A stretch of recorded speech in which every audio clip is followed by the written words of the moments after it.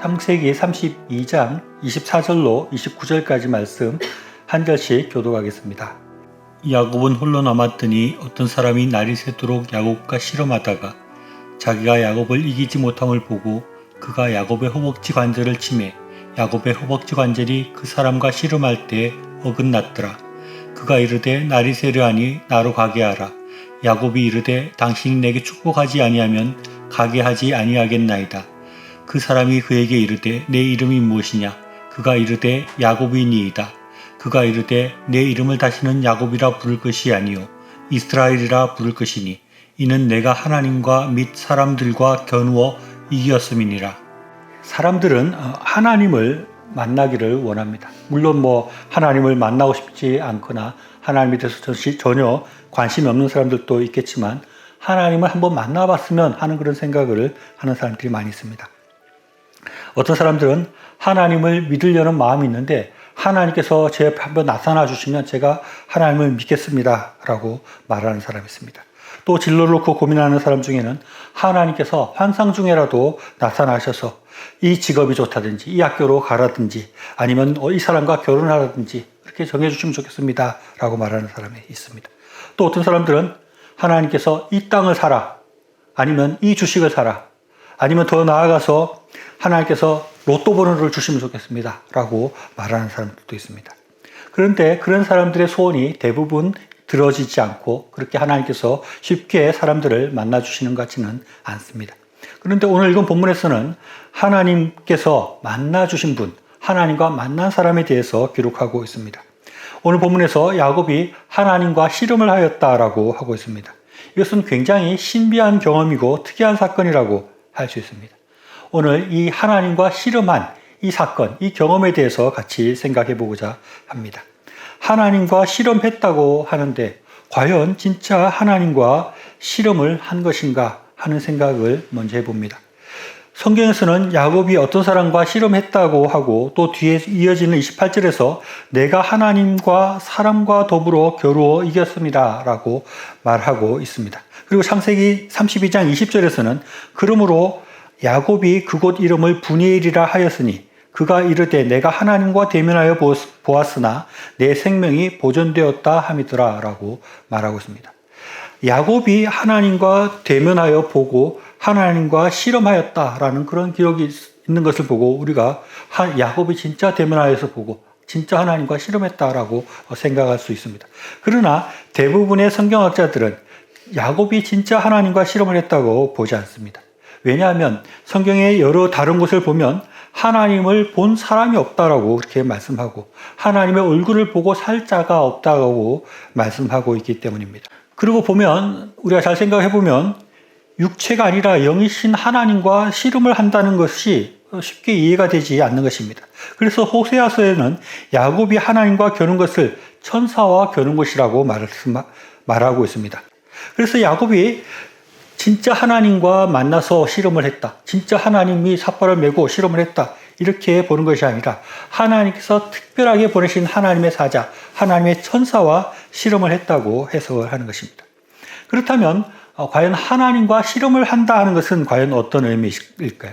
진짜 씨름을 한 것일까요? 우리나라식으로 삿발을 매는 식으로 씨름을 한 것인가? 아니면 서양식으로 레슬링을 했다는 것인가? 하나님과 씨름한다는 것은 과연 어떤 의미인가 하는 것을 우리가 생각할 필요가 있습니다. 이 씨름한다는 것의 원어적 의미를 보면 땅에 먼지가 날 정도로 격렬하게 몸싸움을 한 것이다 라고 그렇게 말하고 있습니다. 그래서 이것을 진짜 하나님께서 무슨 삿발을 메시고 아니면 천사가 삿발을 메고 씨름을 했다고 보는 것이 아니라 실제 씨름을 하듯이 영육간에 모든 힘을 쏟고 눈물을 쏟고 열정을 다해서 하나님을 붙들고 기도했다는 것으로 해석을 합니다. 그러면 어떤 사람들은 그럴 것 같으면 그냥 야곱이 열심히 기도했다는 얘기네 라고 이렇게 이 사건을 폄하할 수도 있는데 또 그렇게 쉽게 생각할 문제도 아닌 것입니다. 씨름에 대한 묘사가 분명하게 있고 야곱이 허벅지 관절이 골절되는 일이 실제로 일어났기 때문입니다. 창세기 32장 25절 말씀에 자기가 야곱을 이기지 못함을 보고 그가 야곱의 허벅지 관절을 치매 야곱의 허벅지 관절이 그 사람과 씨름할 때 어긋났더라. 실제로 이렇게 묘사하고 있는 것을 보니까 단순히 야곱이 하나님 앞에 열심히 기도했다 하는 것하고도 또 다르고 그 이상의 뭔가를 그런 만남이 있었던 것, 그런 하나님과 접촉하는 그런 것들을 우리가 생각할 수 있는 것입니다. 우리가 생각할 수 있는 것은 야곱이 밤에 홀로 야복강가에 나아가서 열심히 기도했고 그때 하나님의 천사이든 하나님을 대신하는 하나님의 사자이든 하나님과 깊이 만나는 그런 경험을 야곱이 했다는 것을 우리가 성경을 통해서 알 수 있는 것입니다. 그런데 여기서 한 가지 궁금해지고 우리가 생각해 봐야 될 것은 다른 사람들은 하나님을 만나지 못했는데 어떻게 야곱은 하나님을 만나서 이렇게 실험하는 것과 같은 그런 깊은 만남을 가질 수 있었는가 하는 것입니다.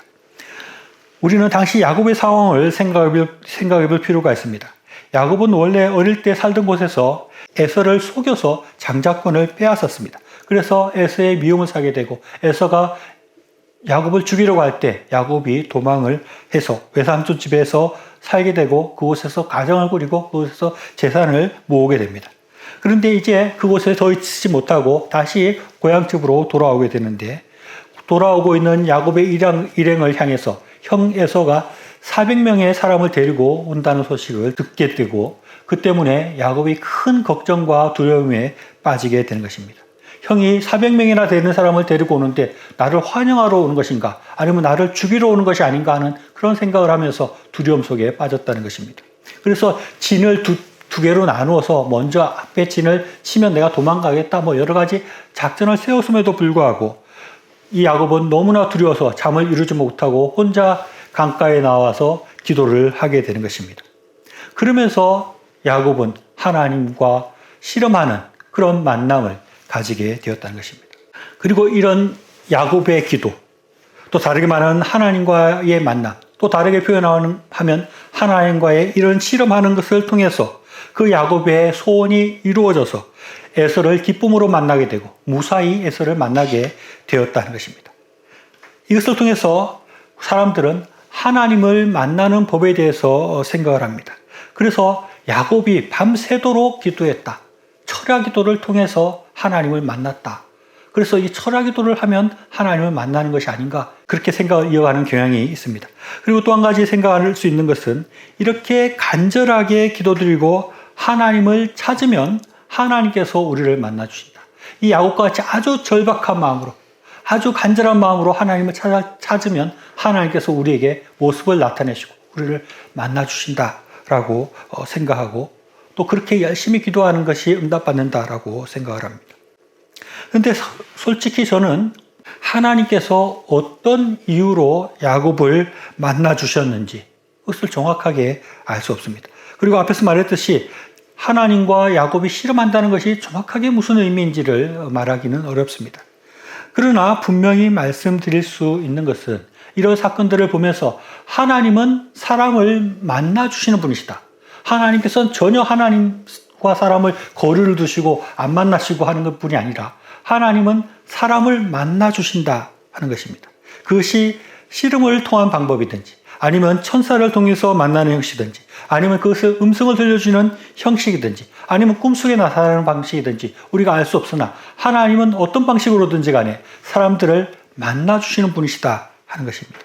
성경에 보면 하나님을 만나는 모습들이 굉장히 많이 나타납니다.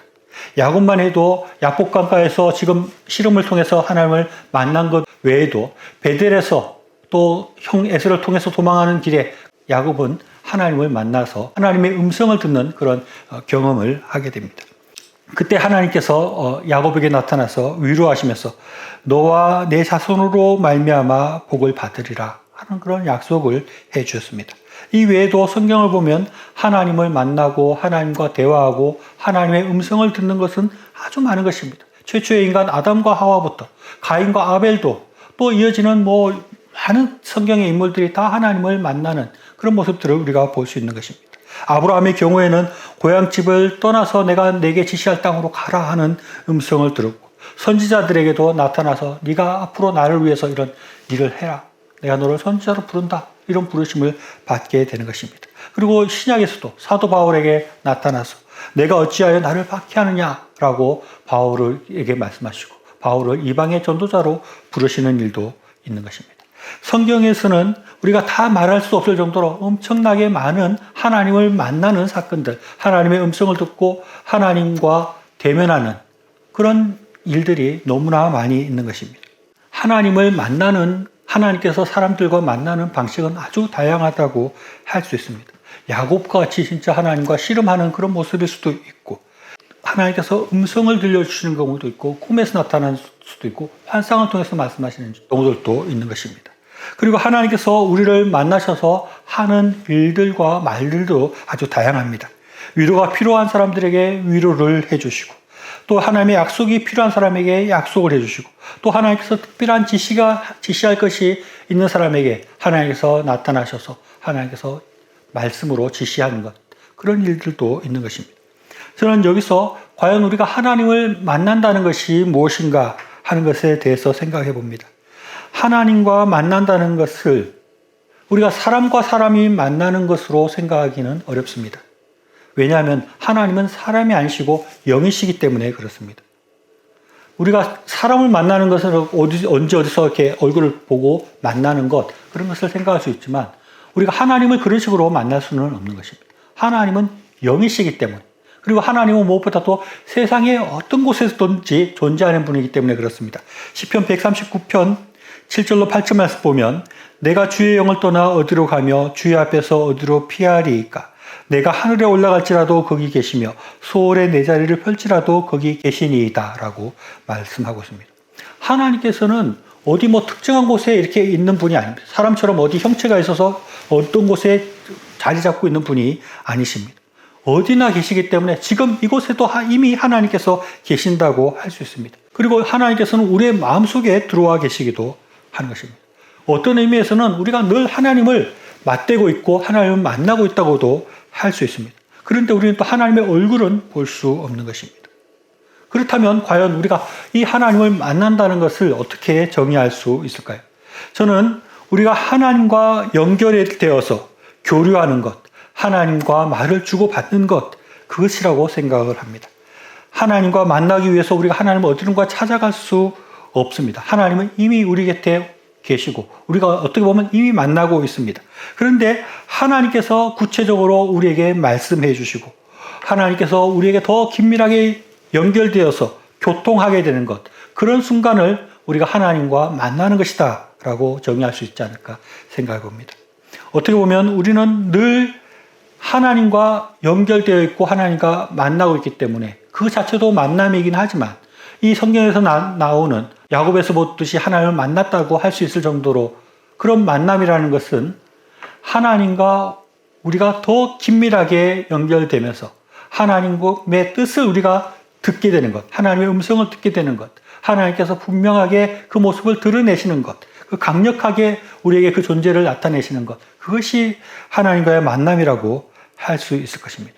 때로는 하나님께서 먼저 우리에게 말씀을 걸어오시기도 하고 또 때로는 우리가 하나님 앞에 간절하게 부르짖을 때 하나님께서 말씀하여 주시는 것일 수도 있습니다.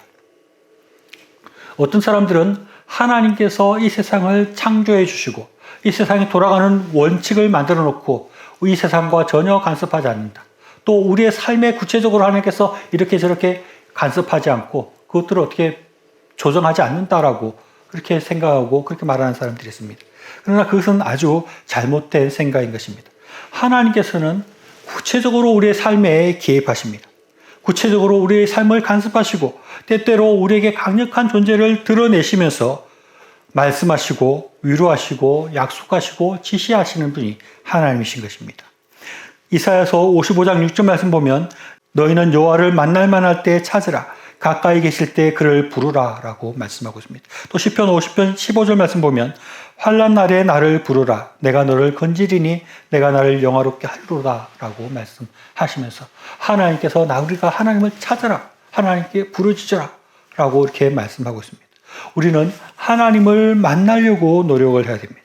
그러면 하나님께서 우리를 만나 주시는 것입니다. 그것이 꼭 하나님의 얼굴을 보는 방식이 아닐 수도 있고 야곱과 같이 씨름을 하는 것이 아닐 수도 있지만 하나님께서는 하나님의 방법으로 우리를 만나 주시기를 원하신다는 것입니다.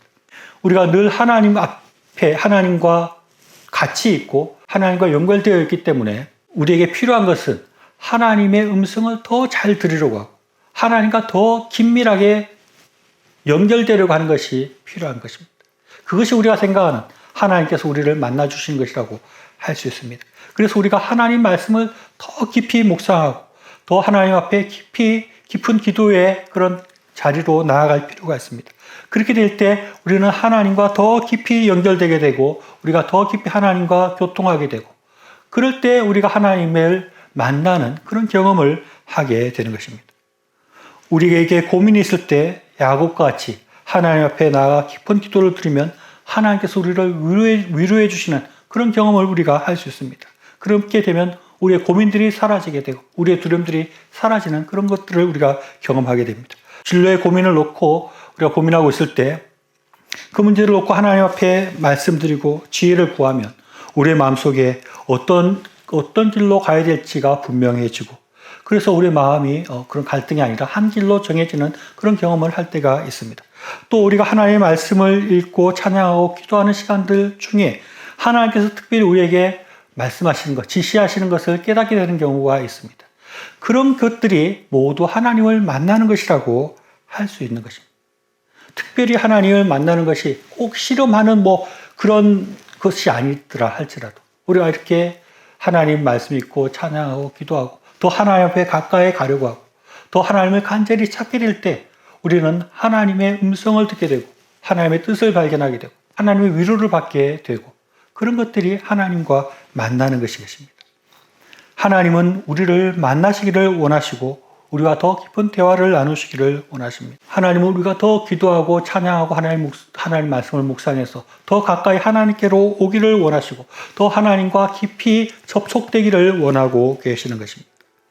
우리를 만나시기를 원하시는 하나님과 더 긴밀해지고 더 가까워지고 더 친밀해지기 위해서 우리가 더 열심히 기도하고 하나님 말씀 묵상하고 찬양하며 나아갈 수 있는 우리들의 삶이 될 수 있기를 바랍니다.